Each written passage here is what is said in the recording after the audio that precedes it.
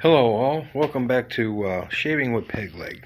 Welcome to any new people. Excuse me, every time I start recording I got a cough. Don't know what it is. Anyways, this is what we're going to be using tomorrow. I'm going to have a 2-day growth. I'm going to shave my face, not my head. My head won't get shaved again until Monday because I'm going to go weekly. Every Monday I'm going to shave my head. So we'll wait till Monday to do the head. Excuse me. I'm doing this tonight just to show what we're going to use for tomorrow's video. I'll just do the shave video tomorrow because I've cleaned out my phone as much as I can. I still don't have that much storage, so I want to do this, upload it, and delete it off the phone so I could do the next one. Anyways, yes, regular Old Spice. That's an original bottle, 1970. I bought that off of eBay. I think it was $18. Handsome Traveler Shave Balm off of Amazon. The Shave Secret off of Amazon. That's $18 combined. It was $8.65 for the Shave Secret little bottle there. You only need a couple drops for your face, so not that bad. It lasts a long time. I paid a little more than I could have. I could have gotten cheaper stuff for both of them, but I just chose these two. Shave Secret had very good rating. The Shave Balm I've never heard of, but I just like the colors on the package, so I went with that. Sometimes you just do it because you like it. Now the shave brush, the shave soap, and this razor all came, you want to talk about cheap, free as a gift on my 35th birthday from my mom. She gave it to me. It's a Vanderhagen set. That's a real badger board brush. It's not synthetic. I've got my alum block. This dish was $3 at Walmart. The only thing I really need to do to it is I'm going to get some self-adhesive rubber stripping to put on the bottom to hold the puck in place when I lather it.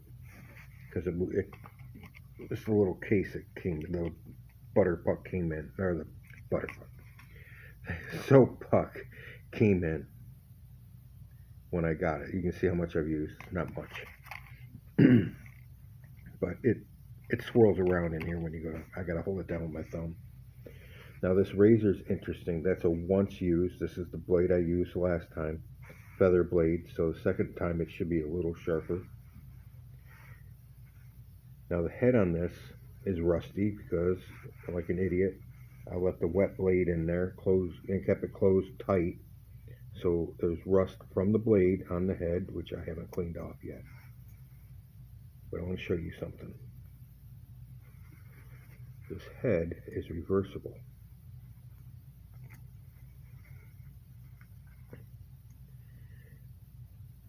You see that gap? See how close it is between the head and the base plate? It's not much of a gap. That's your close shave, or your mild shave. It's not aggressive at all. Now I take this base plate. Of course, I take the blade with it. I just want the base plate. I'll have to take it this way. You flip it over. Sorry, I'm not left-handed. When I try and eat with my left hand, it's like watching a 3-year-old try to eat. See the gap now? See how big it is? That's your aggressive shave. That's probably what I'm going to use tomorrow morning when I shave. We'll have breakfast. They'll serve breakfast. I'll have a couple cups of coffee. I'll go in, I'll take a shower. Then I'll get to the shave right after the shower. Wet wheelchair and all. Anyways. That gap makes for an aggressive shave. The thing about shaving, guys, or girls, is you can expect nicks and cuts, weepers is what I like to call them, when you shave. Oh, sorry. And the almanac, the Old Farmer's Almanac, that's from the month and year of my birth. That's going to be part of the decoration in my shave cave when I get home and get to put it together. Yes, I know everybody calls it a shave den, but shave cave rhymes to me. So, and I don't have a man cave in my house, so it's going to be my man cave. So it's my shave cave. Anyways, the thing about shaving, whether you use a cartridge razor, a straight razor, or one of these, or even a shavette, which I have with me here. We won't do that tomorrow, but we'll use the safety razor on an aggressive shave. The thing about shaving is get your skin tight. You'll see me tomorrow. I'll be pulling and stretching my skin. It doesn't have to be tightrope tight. You're not trying to walk across your skin across the ravine or the Grand Canyon or anything. It doesn't have to be that tight. But you want your skin taut. If you keep your skin taut, it doesn't. If your skin's loose skin gets pulled into that gap, and that's when you get cut. I'm going to show you something else. This razor, this is very, very little overhang on the edges of the blade. A lot of guys like overhang. I prefer no overhang. I know they like it so they can grip the blade easier, but I prefer no overhang for one simple reason. Those edges, even though they're not sharpened, are thin metal and still very sharp. If you move it the wrong way when you're near your lip or the base of your ear or even the top of your ear, depending on how high up you shave, and that little edge of the razor catches you wrong, you are bleeding. So I prefer as little overhang as I can get with my razor heads. Some will have standard normal overhang and some will not. But if I can get away with no overhang, I'm happier. There's less chance for blood. But I've come to realize, since I've been using safety razor for 22 years now, I stopped the cartridges, is the shaving gods require a sacrifice of blood. If they don't take it from you on this shave, they most certainly will take it from you on the next shave. You must pay the price of blood to the shaving gods. Doesn't have to be a lot, just a little bit and they're happy. But anyways, that's why we have alum blocks. A little bit of cold water on this, rub your face with it after a shave and you'll feel tingling and it tightens up your pores, tightens up the skin, stops bleeding. Unless it's a really bad cut, then Band-Aids are your friend. Yeah guys, keep your skin tight so it doesn't get pulled into that gap. Even if it's a small gap, your skin can still get pulled in. You keep your skin tight, you lessen the chance of that happening. You can pretty much eliminate the chance of that happening. The only way you're going to get cut if you keep your skin tight is if you press too hard. You want to let the razor glide across your skin. That's why you have pre-shave oil. That's why you use shaving soap, not hand soap or shampoo or body wash. Use shaving soap. Shaving soap is slick. The other soaps are not. They're meant to clean and then rinse off cleanly, leaving no residue behind. Shaving soaps, if you rinse the lather off your face, your skin will still be slick from the oils in that soap. That soap is designed to help your razor glide across your face. That's why I prefer a heavier razor with no overhang, because I let the weight of the razor do the work. And this razor here has got a little bit of weight to it.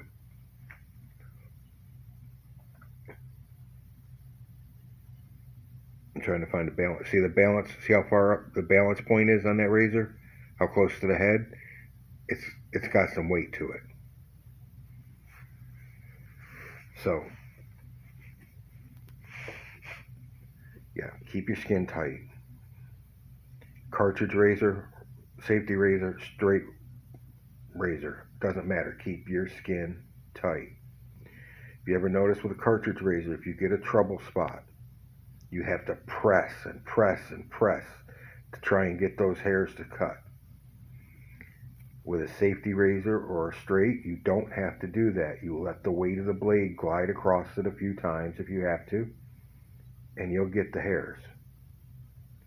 See, the cartridge razors, the advertisements for them, for a cartridge razor, if you notice, when they advertise them, they're always talking about how good of a shave you'll get, how it contours your face, how it makes it easy for you to shave, and all this other crap. They never talk about how sharp their blades are. Our blades are so sharp they'll cut one pass. No, you never hear that. You know why? Because the blades are crap. They don't cut. If you guys are old enough, you remember the lift and cut commercial. I believe it was Bic that did that. They came out with one of the first double bladed razor heads. The first blade lifts the hair, the second blade cuts it. Well, what are 6 blades doing? You got 5 lifting and 1 cutting? Or is it lift, cut, lift, cut, lift, cut? Which I believe it is. It's lift, cut, lift, cut. But if your blade is so dull that it just lifts a hair and doesn't cut it, it's junk. That's where you get tugging. That's where you get pulling. That's where you get skin irritation. That's why guys don't like to shave. That's why they want to just do it and get it over with. Shaving is an experience that we should enjoy. You should shave because you want to and you like doing it. It's a time for us to be alone, to think, to enjoy being by ourselves, enjoy our thoughts, enjoy pampering ourselves. That's what shaving is. It's an experience for us to enjoy being with ourselves and pampering ourselves. We're going to do it on the cheap with this channel. We're going to do them shaves as cheap as we can. This isn't the cheapest setup you can get. If you're looking for your first aftershave balm, your first shaving cream, your first pre-shave, Nivea, sold in Walmart, Walgreens, CVS, online, anywhere, Nivea is a decent, relatively inexpensive brand you can use for everything. They sell pre-shave, they sell soap, shaving soap, and they sell aftershave balm. You're set. It's decent stuff, not the most expensive. A lot of guys buy these artisan shave soaps. A lot of them are really slick. They give you a glide like you wouldn't believe, and they lather like crazy. They give you that big full Santa Claus beard lather, and they're also paying $20 to $40 for a can of it, a jar. It's about. You can mix the soap right in the jar. You don't need a separate container for it or anything. Some of them you do, some of them you don't. But a lot of times these guys are paying that much just for the scent of the soap. It's part of the experience. For me, that soap smells like soap. Other soaps have different scents. Um, for me, the scent of the soap is not a big plus. Do I enjoy a good scented soap? Yes, of course I do. Is it a necessity for me? No, it's not. I get my scent from the aftershave. That shave balm is unscented. It's fragrance free. That's kind of what I wanted. I didn't want it to. I don't want a shave balm that interferes with the scent of my aftershave. Now I have a lot of Avon, not a lot, but I've got a few Avon containers at home of aftershaves. I've got Tywin, Wild Country, forget the other ones. There's a couple of more I've got, different containers. But if you go on eBay, you can still buy those original containers full, different shaped containers. And those are great for helping to decorate your shave den. And that's what I'm going to be doing with mine. I'm going to be putting them up in my shave cave. I am redoing my whole bathroom in a whole different direction from what it is now. I'm not going to say what it is. You'll see it when it happens. It's going to be really nice. I wish I had room for one more item, but I don't. So I make do with what I can do. And I'm going to have my displays up so I can display my razors, all my other stuff that I've got, which isn't a lot at this point because I've been trying to keep my costs down. Guys, I lost my left leg 3 years ago below the knee. And 7 weeks ago I lost my right leg below the knee. So I'm a double amputee now. I'm on fixed income. And after I pay my bills and everything, there's not a lot left over at the end of the month. That's why I'm a cheap bastard. That's why I try to do this on the cheap. But I know there's other guys out there that want to get into double edge shaving or have thought about it or tired of paying $25 to $30 for a packet of cartridge heads for disposable razors. Your initial cost, your initial outlay for a double edge shaving kit is not that bad. You can find deals. But you got to understand something, guys. When you buy this is for life. This is an heirloom. This you will pass on to your sons or maybe your grandsons. You cannot kill these things unless you take a hammer to it. Okay? These are made out of metal. They're solid. They're not plastic bits hanging on a hook in a drugstore.